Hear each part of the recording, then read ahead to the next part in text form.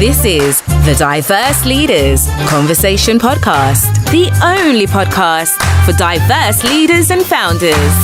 With your hosts, Dawn Morton-Young and Kat Wildman. The Diverse Leaders Conversation Podcast, starting up and rising up against the odds.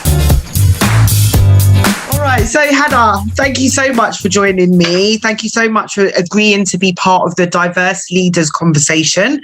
And if you just want to tell us, first of all, who you are and what you do. Thank you for having me, first of all, Dawn. So my name's Hannah, and I am a resourcing and ED&I leader in the automotive sector. So I've always worked in automotive, retail, or the construction sector. So always kind of sectors that have always been, I guess, underrepresented when it comes to diversity. So that's kind of my quite male-dominated or historically male-dominated sectors. Yeah, and also not really diverse when it comes to ethnicity either, I think, from the sectors that I've been in. So that's me, I guess. Yeah, okay. So how do you think, just jumping right in there as we do, how do you think that your journey has been different from others who maybe don't have your diverse characteristics? So I think I'm quite intersectional, so I always, so I've got hidden disabilities. So I think for me, it's always been having to justify, I think, from a hidden disability point of view, where you know, when I'll park my car and I'll put my blue badge up and people will go, you're not disabled, you know, you're not in a wheelchair, you've not got, and I do use a walking aid sometimes now because it has progressively got worse, but having to justify yourself quite a lot where actually, you know, just because I'm not in a wheelchair, it's not visible, people don't think you are disabled. But my journey also, you know, employers have lost out on me because they couldn't be flexible. And here we are now in a world where, you know, people are working remotely and it can be done. So, but also I'm just going through like an ADHD diagnosis, which, you know, what's really brought to light for me is that actually, I know I've got ADHD, but the diagnosis itself is going to take about 3 years because of the waiting list that it takes for it to happen. So you can almost see that you go through a period of grief, of mourning, of the fact that what you could have achieved had you have had the support, everything that it almost feels like there's a weight that's been lifted because you now know that everything makes sense. But then you go through actually, had I had this support through my schooling, through the workplace, what could I have been? And it's a real mixed bag of emotions. But then you also have this thing where everybody thinks that they know what you need. Yeah. And sometimes you don't even know what you need because you're still figuring it out yourself. You still, you know, but then there's also that moment that actually I've got as far as I have just by being me. I'm pretty good. I know what I'm doing. But there's a real mix of it's kind of you're almost mourning yourself. But then you also have the ethnicity balance, the barriers that you have, and then you have the barriers that you're a woman. So it's for me, it's been a real intersectional. It's the intersectionality of it, 100%. Just a couple of things that you said there. So the bit that you said in society about having hidden disabilities and perhaps, you know, people not recognising that. I mean, you see a lot more now signs that say things about not all disabilities are visible, and I think that there is becoming a change in understanding. But I do definitely empathise with you on that in the sense that my youngest daughter has a very rare genetic condition. So she has poor coordination, balance, partial sight, lots of different, she goes to special needs school, etc. So we have a blue badge. But there'll be a lot of times that, say, for example, we're going to an appointment or we're going somewhere, it could be the cinema, wherever it is, and I will drop her and one of her older sisters outside so that she's nearer to the door. So I'll drop them right outside and then I'll go and park the car. But I will park the car in the disabled space if there is one available, and I'll put the badge up, and I 100% get the same things because I think that, and that is why a lot of some of the work that I do is around advocating for parent carers, particularly in the workplace. But I think that there is no consideration of carers that may be using the obviously they're in the car, they're driving the car for somebody, and you know know, part of me just thinks people just need to mind their own business sometimes. You know, if people would do that, because I shouldn't have to explain myself. I shouldn't have to say, you shouldn't have to explain yourself to someone and say X, Y, and Z. So, yeah, I think that there is changes in society and hopefully that will continue. But the other thing that I wanted to pick up on was where you were talking about if you had the support for your dyslexia or, you know, whatever your other neurodiverse traits, if you'd had that support earlier. And that's the conversation I was having yesterday, as I said, ironically, with another Hannah, where we came to the conclusion that in society, the law, the government, whoever it is, that they don't act until something is really in their face. So we were talking about dyslexia and saying that now it's much easier to get a test done, but it's still so expensive. However, there's a lot more children that have been diagnosed earlier than what has happened with a lot of adults who grew up with it with no support. And I said, but that's because it was becoming so prevalent that they couldn't ignore it. And so she was talking about also having symptoms of dysgraphia and other things, but there being no tests and there being no help for those things.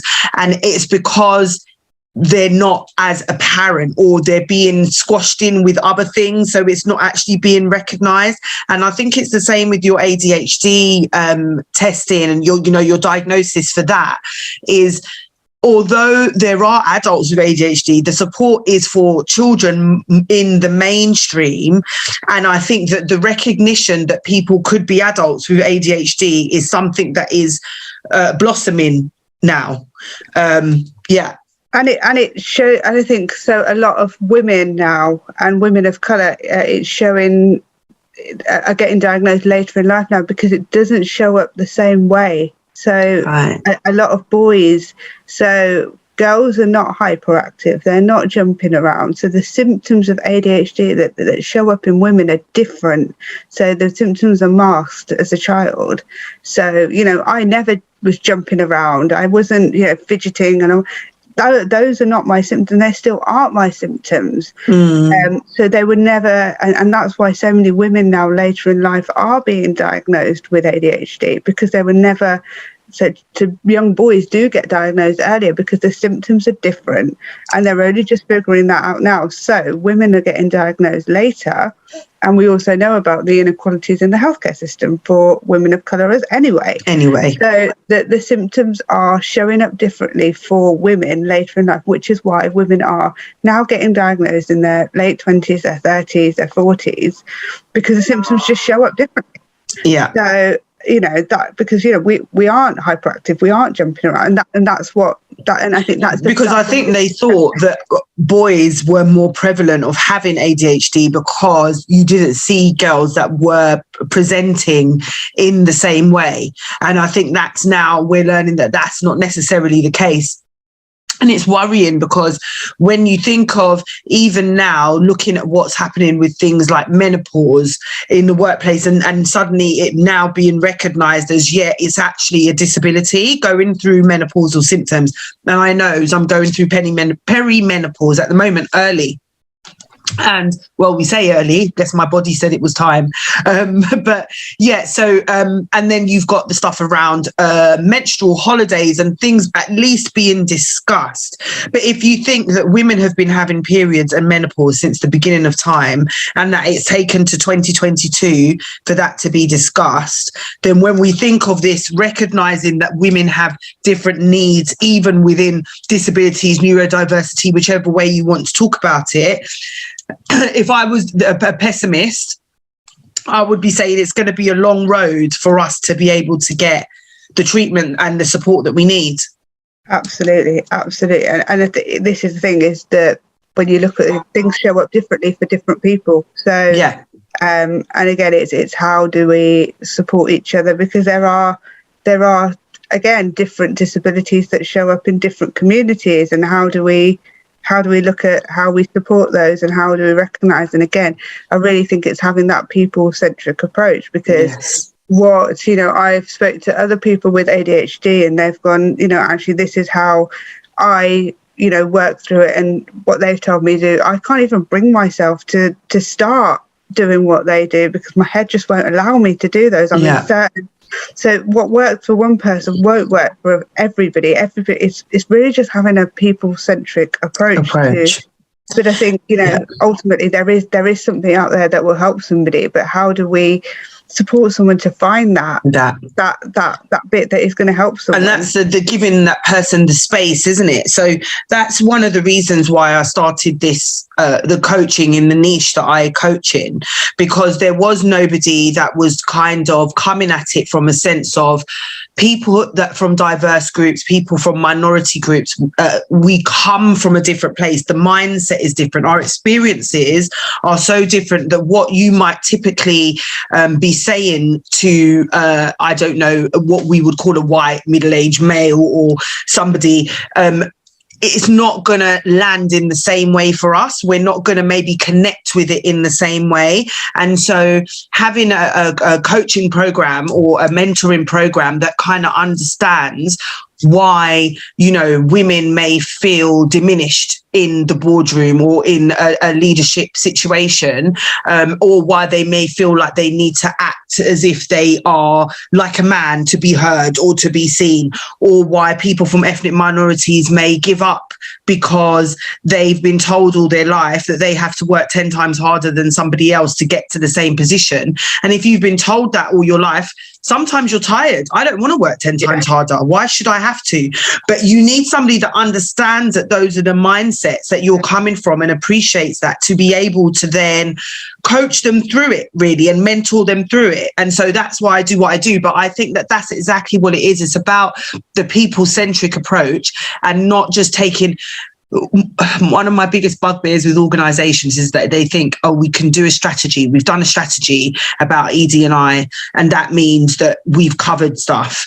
And it's like, that strategy has to be living, breathing, evolving, because what you're going to have to do is start to put out initiatives, start to do the work and see how it lands, see what difference it makes. And if it's not making a difference, you go back to the drawing board and you start again. That is, you know, and that's kind of experiment. It's an experiment. Exactly that, because you're learning about different sets of people, and we are learning all of the time. Even in the conversations I'm having now, I'm learning so much more about things that I thought I knew about. So, we could be here all day. So is your day-to-day work experience affected because of your diverse needs or your diversity? I think anybody that has is in a minoritized group, absolutely. You know, I think we'd be lying to say it wasn't, because we're always trying to break down the barriers. You know, we're always trying to work through barriers. Like you just said, you know, when we've been told our whole lives you've got to work 10 times harder to get to just the same as, you know, somebody that isn't. Yeah. It's exhausting. It is. And, you know, you do have those days where you go, actually, I just don't want to. I just want to be seen. I just want to be heard. I just want to be able to walk up a flight of stairs without being exhausted. I just want to get to jump on a train like everybody else. I don't want to be the person that has to keep putting my hand up going, actually, have we thought about this? Have we thought about that? And I don't want to be the troublemaker that keeps bringing things up because nobody else has thought about it. You know, it is exhausting. It is exhausting. I don't want to have to think about my tone all the time. I don't want to have to worry about saying the wrong thing. That in itself is a job. That in itself is a job. Wondering how you're going to come across every day. Wondering about when you come out, go, oh, did I say the right thing? Oh, maybe I shouldn't have said that. Oh my God, how's that going to be taken? That, I don't think people actually, they don't have to worry about that. Think about the mental toll that takes, but also the societal issues that we have to deal with as well. And then taking, like, I think a lot of organisations tell people to bring their whole selves to work, and that's a real bugbear to me, because when we ask people to bring their whole selves to work, we have to be really mindful of what's going on in the world right now. Because if you ask me to bring my whole self to work, I'm going to bring all my mess into work. Like, my whole self is a whole lot of mess. and I need to be safe enough to bring my whole lot of mess into it, because the world is a messy, messy place right now, and it needs to be safe enough, and you need to be okay for me to bring my mess into work. And there's some days where I'm not going to want to talk to anyone. I'm going to be angry. I'm going to be furious. And if you ask me why I'm angry, I'm going to ask you why you're not. And that is the reality, because it's a sad, it's a scary, it's a furious, like I'm furious some days. And that's what it is. And that's when, when you're asking people that are, ethnically diverse, people from the LGBTQ, some days we are furious because the world, it makes us furious some days. Yeah. What support have you had from organisations, if any? So I always talk about one leader that I had when I started my career, and it was actually only a few weeks ago that I really, really reflected on this, actually. So it was when I started my career, and it was when I was really reflecting on, like going through my diagnosis and me, being me. He was amazing. And I think he said something to me around, and I actually met up with him not long ago for, we just met, we sat in the garden and we ate some snacks and whatever. And we were talking, and he said something that was really, really important. He said, when you have somebody in the room that is, really outspoken, because I am quite outspoken, brash, or, they say that person, and all the connotations that come with people like us, he said, always look at the person who's leading that person, because they're doing a great job, because they're allowing that person to be who they are. I love that. He always had my back. And every time I would be, whenever I had to deal with microaggressions or whatever, I'd always turn around and he'd be behind me. But there would be days where, I'm not comfortable with, so I wasn't comfortable with data. Data was, and now that I'm going through this ADHD stuff, I know that's why. It all makes sense why I wasn't comfortable. The way that you process things, differently. And, we would sit in, I'd have days where I'd cry because it would be so overwhelming. And he'd just let me cry it out. He'd sit there and maybe go get a cup of coffee. I'd cry it out. And they'd come back, right, we're going to do this now. And he'd put it up on the whiteboard. And I remember doing the insights, the colours. I was always sunshine yellow. But by the time he had coached me, I was equal sunshine yellow and I was blue data. But he spent that time. But one thing is, he never asked me to change. He never, ever asked me to change. He always allowed me to be me. He always championed me, whether I was in the room, outside the room.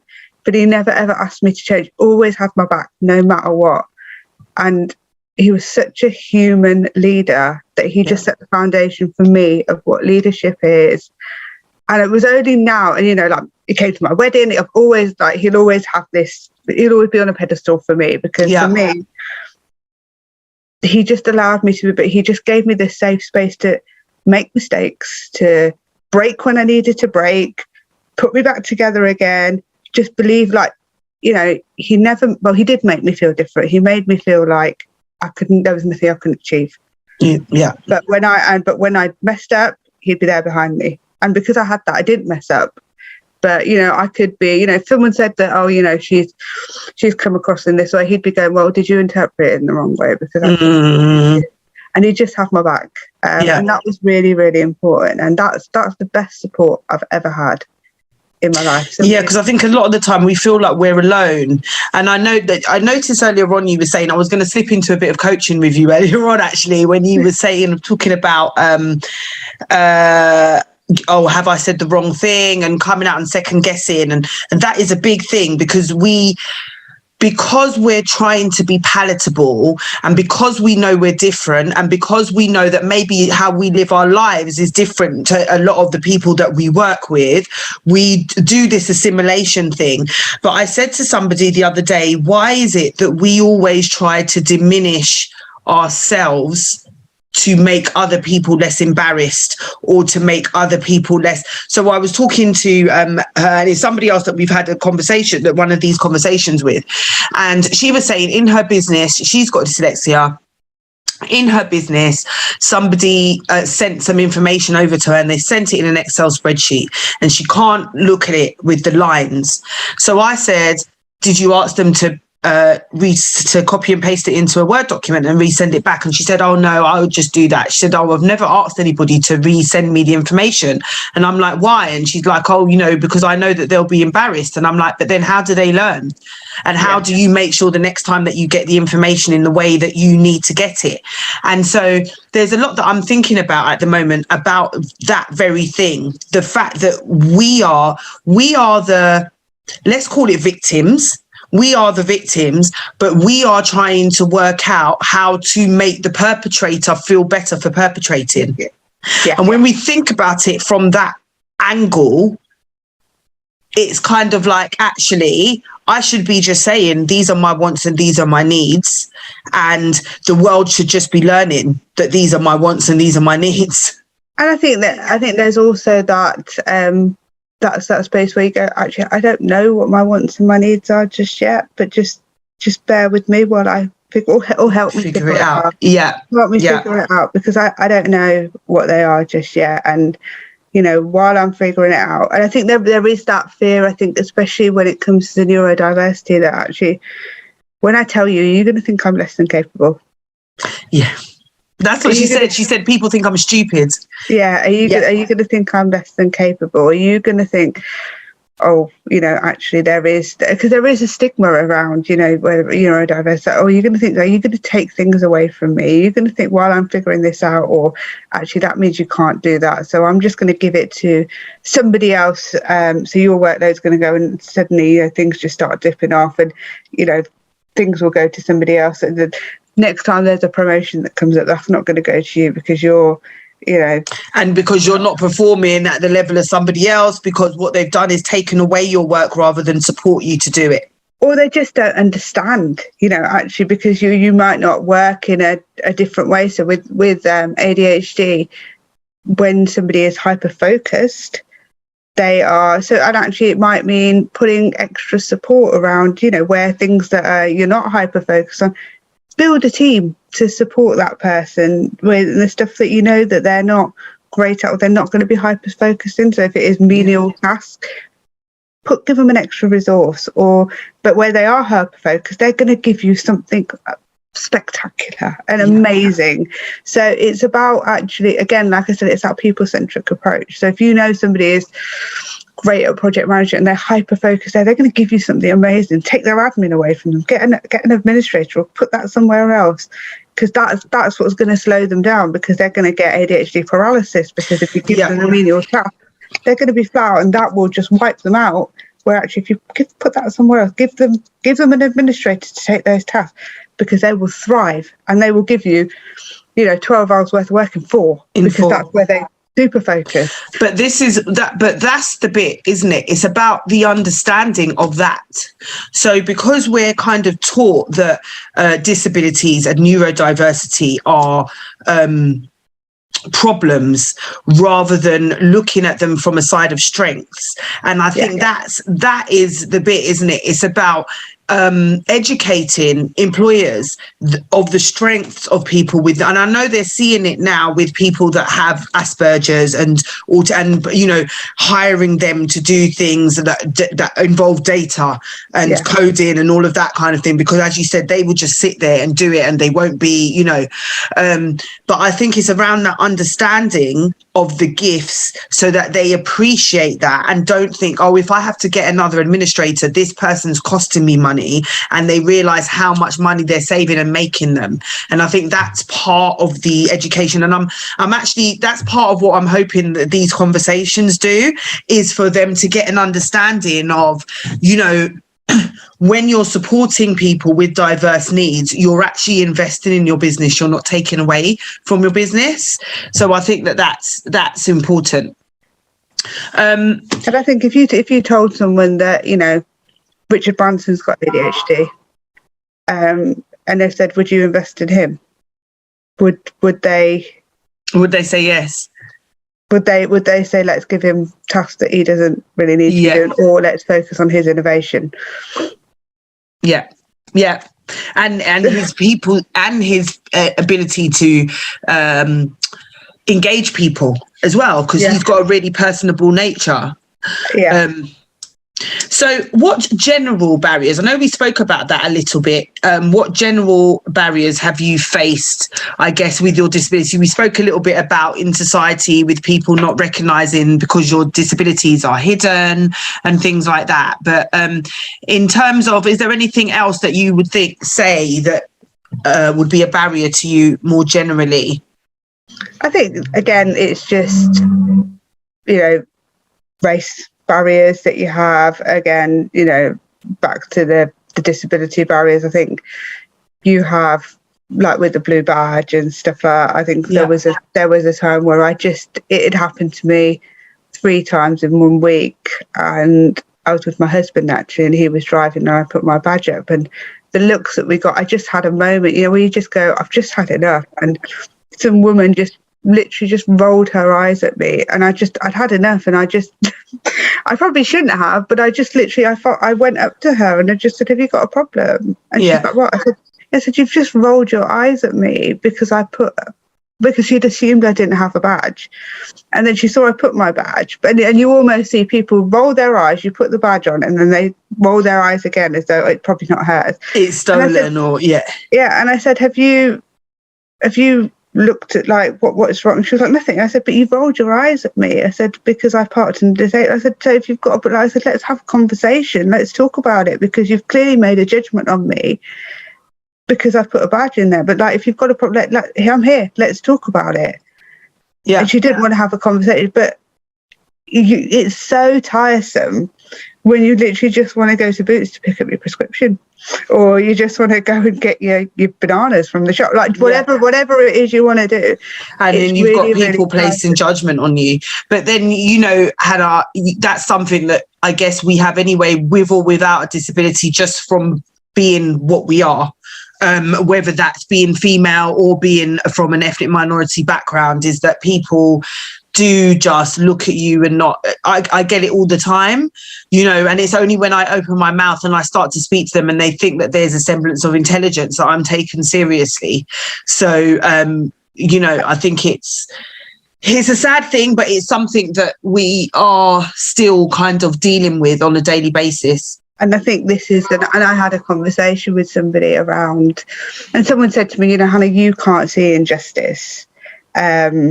He said, you've got to, when you see an injustice, you've got to do something about it. And somebody said to me, I like to, put my phone away and not look at it. And I said, actually, that's a privilege that you have, because, when I go to the supermarket, so me and my husband went to the supermarket 3 weeks ago, and we got our shopping thrown at us. And then when I tap my card on the machine, when you tap it and then they say, please put the card in, that the assistant felt the need to say, you need to put your card in the machine at the top of his voice because we think you've stolen it, at the top of his voice. No way.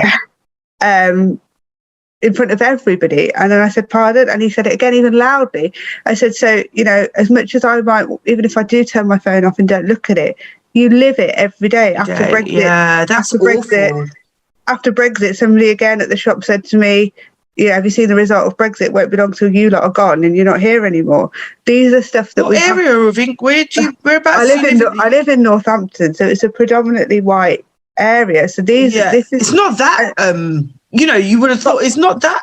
It's got better, but it's but these are so as much as if I turn my phone off and I don't look at it, to go and get your onions and your peppers and your bread, you can't stop living it. This is the reality for us. So, to just turn it or turn off to it isn't it's not an option. So to see something, we can't just not say anything, because it's life. It's life, and that's the reality. And they're the barriers that, and for me, I guess we're kind of used to, but I'll be damned if my children have to deal with that. I'm not. I've got, my nieces, my nephews, my children, if they turn around to me and say, well, what did you do? I can't be the person that says I did nothing. Nothing. I stayed silent. Absolutely not.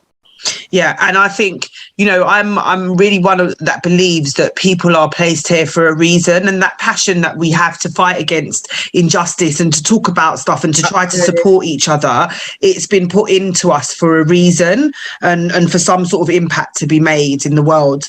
So just last couple of questions. So what advice would you give to others to help with their career journey?